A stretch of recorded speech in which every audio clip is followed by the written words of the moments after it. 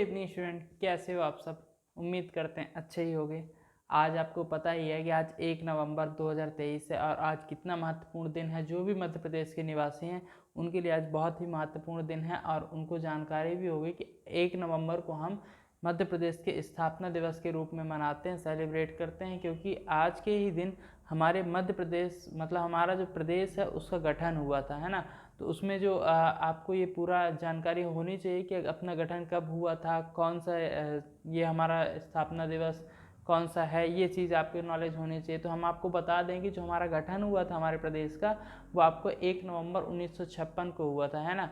कितनी बढ़िया चीज़ आपको नॉलेज में रहनी चाहिए हर चीज़ें, है ना। 1 नवंबर 1956 को। और दूसरी चीज़ क्या है कि ये जो इसका जो प्रोसेस थी वो लगभग 34 महीने चली, है ना। मतलब 12 दूनी 24, लगभग 2.5 ईयर, मतलब 2.5 साल से ज़्यादा का समय लगा इस प्रदेश को बनने में। इस प्रदेश का नामकरण उस समय के प्रधानमंत्री जो थे जवाहरलाल नेहरू, उन्होंने इस नामकरण किया हुआ था, है ना। और अभी जो हम 1 नवंबर 2023 को कौन सा स्थापना दिवस मना रहे हैं, 68वां, मतलब 68 हम मना रहे हैं ना गणतंत्र दिवस। मतलब ये जो मना रहे हैं स्थापना दिवस मध्य प्रदेश का, वो हम कौन सा मना रहे हैं, 68। ठीक है, तो ये चीज़ आप ध्यान रखिएगा। बहुत ही बढ़िया, मतलब आपको नॉलेज रहनी चाहिए कि, और हमारे लिए बड़ी गर्व की बात है कि हमारे प्रदेश का नामकरण हुआ, फिर वो सब हुआ जो कि अलग एक और प्रदेश बनाया गया, छत्तीसगढ़ बनाया गया। सन 2000 में नया प्रदेश गठन किया गया हमारे मध्य प्रदेश को तोड़ करके। और मतलब मध्य प्रदेश तो एक तरह से कहा जाए तो हमारे भारत देश का दिल कहा जाता है। आप समझते, हृदय हृदय कहा जाता है। मतलब कितनी बड़ी उपाधि है एक तरह से कि हम हृदय इसलिए कहा जाता है क्योंकि हम पूरे भारत देश के बीचों बीच में, इसलिए हमारे प्रदेश का नाम मध्य प्रदेश भी रखा गया है ना। तो ये नॉलेज होनी चाहिए आपको।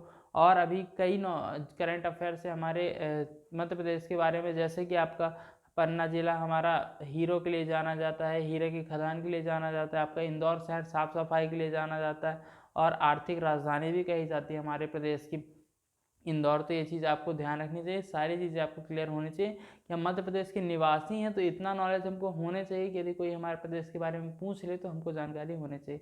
तो फिर से आप सबको बहुत बहुत शुभकामनाएं। आप मध्य प्रदेश के निवासी हैं, 1 नवंबर 2023 को हम आप शुभकामनाएं देते हैं। और हम इसी तरह से मध्य प्रदेश का स्थापना दिवस मनाते हैं और सबको जागरूक करते हैं कि हमारे प्रदेश का गठन कब हुआ था, कैसे हुआ था, ये सारी चीज़ें आपको जानकारी मिलती है। तो अब हमने ये जानकारी दे दी, इसीलिए हमने पहले बताया आपको।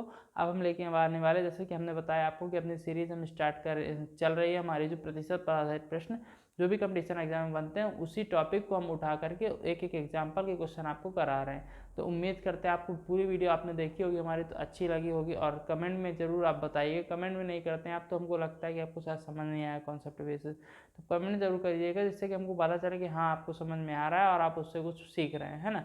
इस चीज़ का बहुत ध्यान रखिएगा और हमारी पूरी वीडियो जरूर देखिएगा। अभी तक आपने नहीं देखी तो जाके देखिएगा। सबसे बड़ी बात क्या है, हम जो भी वैकेंसीज आती हैं वो तुरंत आपके लिए लाइव स्ट्रीम लेके आते हैं। अगले दिन मॉर्निंग में 8 to 9 AM के बीच में हम आपके लिए लाइव स्ट्रीम लेके आते हैं। हमारी पूरी कोशिश रहती है कि आपके लिए लाइव स्ट्रीम लाके एक एक चीज़ उसमें इन्फॉर्मेशन बताएं, कैसे फॉर्म भरना है, क्या फीस है उसकी, क्या क्वालिफिकेशन है, क्या डेट्स है उसकी, वो सारी चीज़ें हम आपको क्लियर कराने की पूरी कोशिश करते हैं। अब कुछ रह जाए तो फिर आपके लिए ऑप्शन भी देते हैं कि आप कमेंट में हमसे पूछ सकते हैं, व्हाट्सएप नंबर देते हैं, डायरेक्ट आप कांटेक्ट कर सकते हैं। तो इस कारण से हमारे चैनल को सब्सक्राइब करना आपके लिए फ़ायदेमंद होगा। आप चैनल को सब्सक्राइब जरूर कर लीजिए, जिससे जो हमारी और भी वीडियो आने वाली होती हैं, इन्फॉर्मेटिव वीडियो और नॉलेजेबल वीडियो जो होती हैं, वो आपको टाइम पे मिल पाएँ और आप उसको पढ़ पाएँ और दूसरों को भी मदद कर पाएँ, है ना। हम आज की वीडियो स्टार्ट करते हैं, जो कि बताएंगे कौन सा सिद्धांत है हमारा, किस तरीके से क्वेश्चन आप करेंगे उस सिद्धांत पर। जैसे कि हमने कल ही बताया था आपको, विद्यार्थी मतलब विद्यार्थी प्रतिशत जो हमारा बनता है, उस टॉपिक को हम उठा के, उस सिद्धांत को उठा कर आज हम सॉल्व कराने वाले क्वेश्चन आपको। बहुत ही महत्वपूर्ण क्वेश्चन है, कई एग्जाम्स में आ चुके हैं क्वेश्चन। हमने बताया भी आपको कि सारे क्वेश्चन हम लास्ट में आपको कराएंगे भी, जो भी एग्जाम्स के आए हुए हैं गवर्नमेंट एग्जाम्स के, उन सब के क्वेश्चन हम आपको कराएंगे लास्ट में इकट्ठे करके। अभी जो हम सिद्धांत बेसिस पे क्वेश्चन करा रहे हैं, सिद्धांत करा रहे हैं, उनके फार्मूले बता रहे हैं और तीसरी चीज़ उनके एग्जाम्पल्स करा रहे हैं। मतलब पूरा कॉन्सेप्ट हम चला रहे हैं। डेली हम 2 से 3 सिद्धांत आपके कराते हैं, उन पे आधारित प्रश्न बताते हैं, उन पे आधारित फार्मूले बताते हैं। तो आपको किस तरह से फार्मूले यूज करें वो सारी चीज़ें बताते हैं। हम स्टार्ट करेंगे आज की वीडियो अब कि क्वेश्चन लेके आएंगे, सिद्धांत लेके आएंगे। स्टूडेंट्स, हम ये एक सिद्धांत लेके आ गए आपके लिए, बहुत ही बढ़िया सिद्धांत है, बहुत ही बढ़िया क्वेश्चन लेके आए हैं। जैसा कि हम आपको पता ही है कि हम ऐसे भी क्वेश्चन लाते हैं कि सिद्धांत लाते हैं, उसके बाद फार्मूला लाते हैं, उसके बाद हम एक क्वेश्चन उसके के साथ उदाहरण का समझाते जरूर है कि आपको कहीं पे दिक्कत नहीं जाए कि आप किस तरीके से क्वेश्चन में किस तरीके से फार्मूला अप्लाई करेंगे। बहुत बड़ी चीज़ होती है यही चीज़ करना कि आप क्वेश्चन में किस तरह से फाइंड करके फार्मूला कौन सा यूज़ करेंगे, ये सारी चीज़ें क्लियर करना।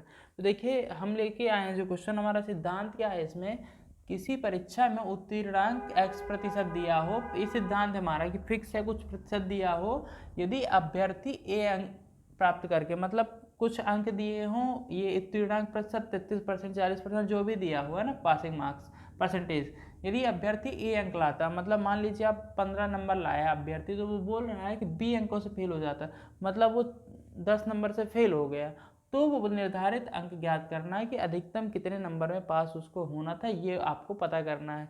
तो ये किस फार्मूले का यूज़ करेंगे, सीधा सा फार्मूला हमने लिखवाया हुआ है, अधिकतम अंक बराबर 100 गुणे प्राप्तांक प्लस अंक जिससे फेल हुआ बटे उत्तीर्णांक प्रतिशत, ये होता है आपका फार्मूला। बहुत आसान प्रश्न है ना, हम लेके आ गए उसी के लिए बहुत ही बढ़िया एग्जाम्पल है ना, उदाहरण क्या लिखा हुआ, एक विद्यार्थी है, मतलब एक विद्यार्थी है ना, एक विद्यार्थी, देखिए थोड़ा सा ध्यान देना पड़ता है ना, एक विद्यार्थी को उत्तीर्ण होने के लिए कितना 40% अंकों की आवश्यकता है, वह 40 अंक प्राप्त करता है और 40 अंकों से फेल हो जाता है, तो निर्धारित अधिकतम अंक ज्ञात कीजिए, कितने नंबर से आपको पास होना था वो आपको फाइंड करना। बहुत आसान प्रश्न है, इसी फार्मूले पे हम अप्लाई करेंगे। अधिकतम अंक के लिए क्या हो जाएगा हमारा, अधिकतम अंक है ना, क्या हो जाएगा हमारा 100 ब्रैकेट में प्राप्तांक हमारा 40 नंबर, देखिए उसने 40 अंकों की आवश्यकता, 40 अंक प्राप्त करता है, 40 अंक प्राप्त किए उसने और 40 नंबर क्या किया उसके, जिस अंक जिससे 40 नंबर से वो फेल हो गया, तो और बटे में कितना उत्तीर्णांक प्रतिशत जो है हमारा, सॉल्व करेंगे तो 100 मल्टीप्लाई में 40 दूनी 80 हो जाएगा, बटे में 40 हो जाएगा, 40 से भाग करेंगे 2 बार में जाएगा, आएगा 100 दूनी 200 आ जाएगा, मतलब 200 उसका अधिकतम अंक था जिससे उसको पास होना था। ये आ गया आंसर। बहुत आसान प्रश्न था, कुछ भी नहीं करना था आपको, आसानी से क्वेश्चन को सॉल्व कर सकते थे। अब हम बताएंगे आपको अगले सिद्धांत पर आधारित प्रश्न, और बहुत ही महत्वपूर्ण प्रश्न बताने वाले हैं जिससे जो कंपटीशन एग्जाम में आते हैं उसकी आपकी बहुत बढ़िया से तैयारी हो जाए। और जो भी टॉपिक हम पढ़ाते हैं डेली का आपको, उससे यदि आपके पास कोई भी डाउट है, कोई भी क्वेरी है, तो आप कमेंट में जरूर बताइएगा। और आपके पास यदि क्वेश्चन मिलते हैं आपको जो कि इसी टॉपिक से रिलेटेड हो, आपको नहीं क्लियर हो पा रहे हैं, तो आप कमेंट में वो मैसेज भेजिए या हमारे व्हाट्सएप नंबर पर सीधे आप भेज सकते हैं, उससे आपको हम डायरेक्टली कॉन्टैक्ट करके उसके आंसर आपको बताएंगे, सॉल्व करके बताएंगे किस तरीके से क्वेश्चन सॉल्व होंगे, हम बताने वाले हैं। अब अगला सिद्धांत स्टूडेंट्स, हम आपके लिए आ गए हैं दूसरा सिद्धांत, जो कि बहुत ही बढ़िया सिद्धांत है, और आप देखिए थोड़ा सा मिलता जुलता है, जैसे कि लास्ट प्रश्न अभी हमने बताया था। इसमें है क्या, एक अभ्यर्थी एक परीक्षा में x% अंक प्राप्त करता, कोई अभ्यर्थी है जो कि x% अंक प्राप्त करता है और a अंकों से फेल हो जाता है, कितने अंकों से, a अंकों से। दूसरा अभ्यर्थी y% अंक प्राप्त करता है और b अंक से अधिक प्राप्त कर, b अंक अधिक प्राप्त करता है, तो अधिकतम अंक ज्ञात किए।